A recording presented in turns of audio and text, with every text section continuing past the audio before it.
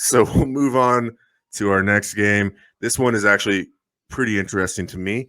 It's the Colts versus the Bills playing in Orchard Park, New York. All right, so Bills, I've been kind of banging the table on the Bills for the season. They, I think, are one of the best teams in the AFC, and they've just kind of looked like shit. Recently, they've not played up to their potential. I hate that shit when these teams are not playing up to their potential. Like Washington football team defense not playing up to their potential all fucking year, and it has screwed me. It's fucked me in the ass. It's fucked me in the ass. It's fucked me in the ass. And then it fucked me in the ass last week because I said I want to see them play their potential, but I picked against them anyways. And what they do? They played to their fucking potential. They sure fucking did. Anyways, Bills. Bills are the better team than the Colts right here. But I will give credit to the Colts. They have looked very good this year. They have gotten better as the year has gone along. Carson Wentz has been playing good, even throwing left-hand passes for interceptions and stuff like that. He's looked better. Okay. Right now the line is Buffalo -7. Okay. So I think that is a little bit strong. Yeah. Okay. Just the way that Buffalo's been playing. It's not necessarily like the Colts have been playing good. So they, I would think that the line would be less than 7, but the Bills have been playing bad. Again, makes me think the line should be less than 7. Big thing with this game is right now it's supposed to be 49 degrees out there in Orchard Park, open air stadium, and a little bit of precipitation. A little bit of raining. All right, possibly a little bit of rain. All right, so cold weather, rain. Colts are an indoor team. They have Carson Wentz perennially broken as fuck. And also not great in those elements, even in this time in Philly. Ooh. Oh, fuck my carcass. That was almost terrible. Oh, we're good. This is a cheap little fucking book anyway. Son of good shit. No dunce. I've got the Bills winning this game. The Bills playing in this sort of a shitty weather environment makes me feel better about the -7.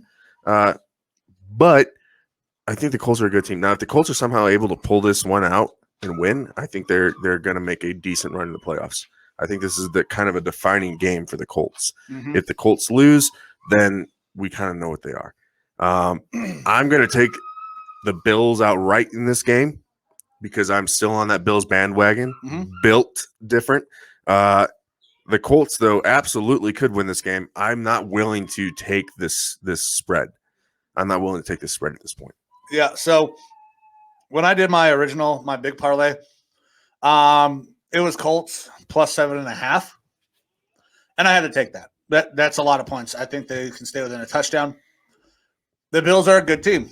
The Colts are drastically improving. Though Carson's been taking care of the ball. Jonathan Taylor is one of the best backs in the league right now. Yeah, he's almost at 1,000 yards, and we are fucking 10 games in for the Colts. This will be their 11th game. He's about to surpass, that 1,000-yard mark. That's my litmus test, is like the 1,000 to 1,200 yards for a running back. Yeah. And he's not just running it. No. He's receiving too. He can catch it out of the backfield as well. He's looking great this year. Yeah, he is on pace. He's almost on pace right now for 100 yards a game, which if you average 100 yards a year, that is one of the great NFL seasons ever. Especially in a 17-game season, that's going to put you over 1,700 yards. That's so many fucking yards. And that's something that I think that we should talk about at some point in time in general if we have any free time. Maybe after the season is over and we don't have as much pure football game stuff to talk about. It's something that I've just kind of been mulling over is this 17-game season. I was never a fan of it in the first place. As much as I like watching football, as much as I can, an extra game, cool, I get more football. But really, it's kind of cutting into the playoffs a little bit. It doesn't really fucking matter. It's changing up the record books, all right? It is. And we've seen how record books have changed over the years with things transitioning more to passing league. So you're going to see more passing stats and stuff like that. I think is an interesting thing. How are we really going to start to compare players from the past to the present with extra games being added in? On-game average. That's the way I think it's going to have to come down. It's going to have to be. Yeah, because like the rushing record and stuff like that, it's easier to do now. Yeah, it's going to be way easier to beat. Now, they are going to be – they have to play an extra game. Can careers last as long? Well, that's – so specifically talking about rushing records, no. No, they're not going to. It brings me back to Adrian Peterson when he almost broke the rushing record and he was within a couple yards. So if he had an extra game, he 100% has it. Yeah, he has it. But it was a different time. We only had 16 games. It's weird to talk about. Yeah, I can foresee if Derrick Henry has a season where he is 100% healthy, plays all 17 games, he's going to break that record, I think. because he gets so many carries. Now his per carry average isn't great, but he gets the ball enough. When Adrian Peterson almost broke the record, it was Christian Ponder at quarterback, and it was not a very good team. It was an okay offensive line, but Adrian Peterson was just fucking playing out of his goddamn mind. Yeah, well, Adrian Peterson is another animal. And that's why he almost broke the record, because they just did nothing but run the ball. Yeah, I think we should absolutely dive into that. But for another, that can definitely be for another day. So either way, this game, I've got the Bills. I don't have them winning by 7, though the weather actually makes it a little bit closer to 7 for me. Originally, when I saw this line, I was like, I think this is going to be a closer game. With the weather factored in, I could see it getting closer to that 7. I would feel more comfortable if it was -6 or something like that. With the weather, I think it makes it an even closer game because offenses are not going to score as much. So I definitely I had the Colts plus 7.5. The line now is Bills -7. I would still take the Colts plus the 7 points here. I do think the Bills will get the win on the money line, but I'm taking the Colts on the spread. All right. Next game, we've got the Baltimore Ravens at the Chicago Bears in Soldier Field. We'll see if they keep on playing there in Soldier Field here in the future. Justin Fields has slowly been getting better. Yeah, Justin Fields is getting better. He looks to me right now to be the second best quarterback in this draft. Yeah, absolutely. Behind Mac Jones. Yeah, behind Mac Jones. And I don't think it's really been a question. Yeah, long term, I still think Lawrence has a good future ahead of him. It's tough being on the Jags. As soon as his gets a new coach who's not finger popping the assholes of every blonde chick in that area. Hey, but you know what? Maybe they're not going to move on from Urban Meyer so quick, because he's gotten a win overseas. He's gotten a win here stateside against the Bills. So maybe they're going to be like, he's starting to turn it around. I don't think he's starting to turn it around. Honestly, I just don't know how Shad Khan's going to work as an owner there for him, and if they're going to move. You guys have all heard my take on Shad Khan. Yeah, we've talked about him in previous episode. You can look back on that. But back to this game in particular. So Bears have looked a little bit better. Justin Fields is starting to get into a rhythm a little bit. They did lose Khalil Mack for the year. They did. All right, so he is on IR now. So that definitely hurts their defense, though I don't think Khalil Mack is a great fit for that defense, honestly. I think that they should have moved him. He's better as a fucking in the dirt fucking 4-3 D end. Yep. The Ravens, obviously a very good team. Lamar Jackson is electric as a player. He's putting up stupid fucking statistical lines, but they started to show some of those, issues, weaknesses, especially last week in the fucking pass game. Yeah, blown coverages everywhere. You're seeing the Ravens show some of those weaknesses. It started off with the Vikings playing them. Vikings kind of exposed some of their issues. Mike Zimmer, defensive guru, he's able to do that against some of these teams that are so heavily leaned towards like one type of play or one type of player. The Ravens, they are all Lamar Jackson. Yes. All right. If you're able to focus on that and find a way to expose that, you can win. And we saw that last week. We did. Everybody's on the fucking line, rushing off the edges, and you're manned up outside. Fucking zero blitz his ass, and it works. But the Bears are missing their best pass rusher, their quickest guy off the edge, and Khalil Mack now. So that, I think, is going to be a big factor. It's going to hurt the Bears' chance to create this upset.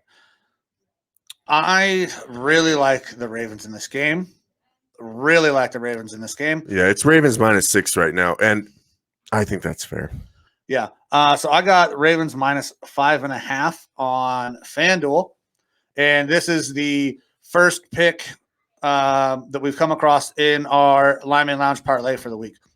I got Ravens -5.5. You have Ravens -6 on Caesars. This, to me, is a no-brainer.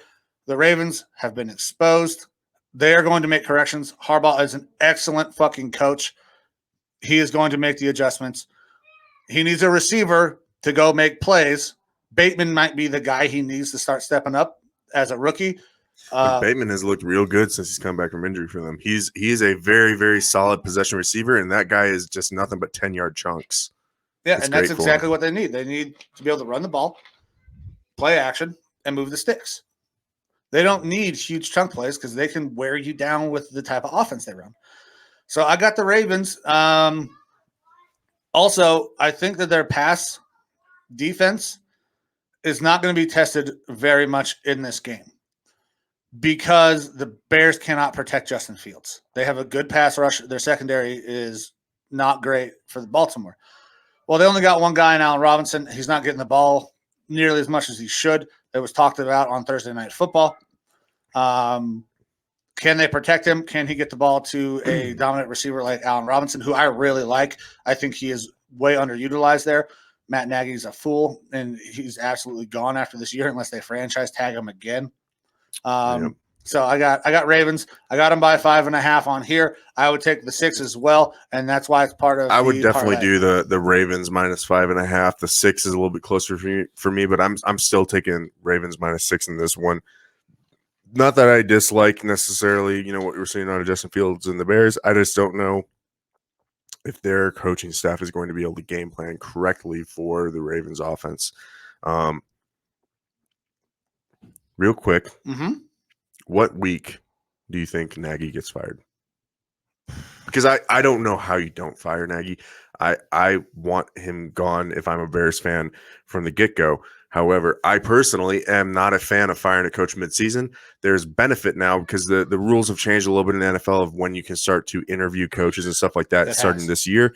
I think that it doesn't, like, you can see a little bit of a boost like we've talked about with interim head coaches, but the Bears aren't going to get a boost from an interim head coach that's going to fix their 3-6 record.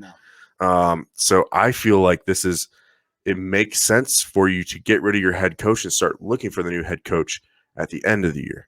So around what week do you think would be smart for them to get rid of Nagy? Week 1. It would be it would have been the smart time to do it. But at this point, they've already had their bye.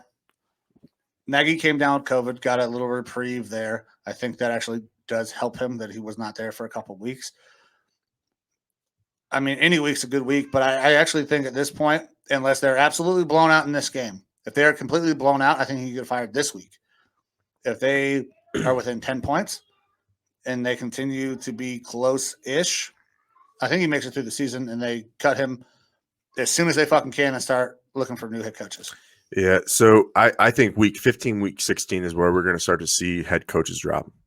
I think that's my team, Mike Zimmer. If we're going to get rid of him, 15, 16. That way you can get the jump on the interview process. Yeah, so I don't want to really get into the Vikings head coaching search if we start to have one, but the small tidbit is that Andre Patterson, our defensive line coach, one of the best defensive line coaches in the NFL, he's an assistant head coach as well for the team. He would be an absolutely fantastic interim head coach, and he's someone that I would like to interview as a head coach in general. Mm-hmm. I don't know if he's head coach material, but he's just such a fucking phenomenal head coach or coach on defense, defensive coordinator, defensive line, assistant head coach.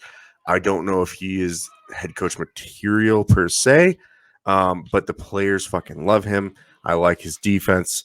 I like his style, but I want to go more towards an offensive coach. So I feel like if you start to put in an interim head coach in midway through the year and they start to have a good run, it really bolsters that coach, and then it makes it tough for ownership to do anything other than give him a one-year deal, let him run for a year, and then we're just kind of extending out our search because I feel like at the end of that year, they would be like, okay, let's go find ourselves an offensive coach.